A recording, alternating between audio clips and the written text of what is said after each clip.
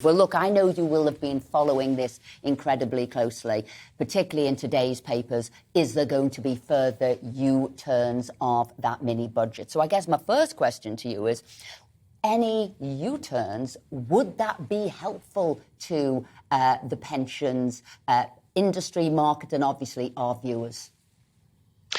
I think it would, and indeed the worst of all worlds would be if the rumours that we've had about a U-turn were then squashed. I mean, almost the worst possible thing would be if Kwasi Kwarteng gets off the plane, stands on the tarmac and says, I stick by my mini budget. That would cause chaos. Because what we've actually seen in the markets is now that this is widely expected, now it looks as though the government won't be borrowing so much money to pay for tax cuts.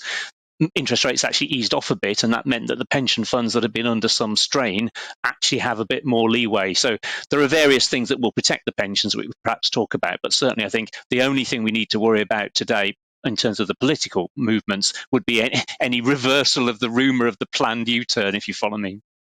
Steve, I guess many people will be wanting to know, why have pension funds got themselves into such a precarious position in the first place, and how likely possible is it that a pension fund could collapse? That'll be what will be keeping many people awake at night.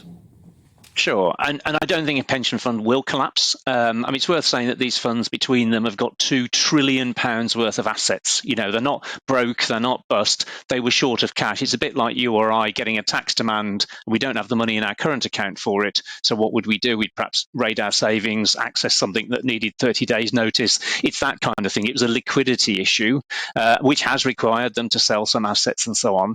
But you ask a good question, how did this happen in the first place? We expect when we invest to take an element of risk. You could put it under the mattress, you put it in your current account, get no return, take no risk.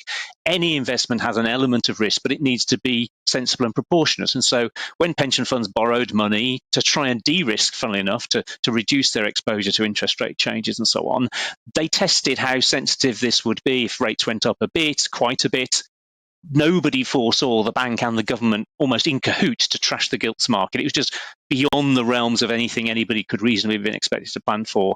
But even with that, these pensions are safe. As I say, there's the billions or trillions in them, and there are companies standing behind them. If you work for a supermarket, you're in a supermarket pension scheme, the supermarket is there to stand behind the pension scheme as well.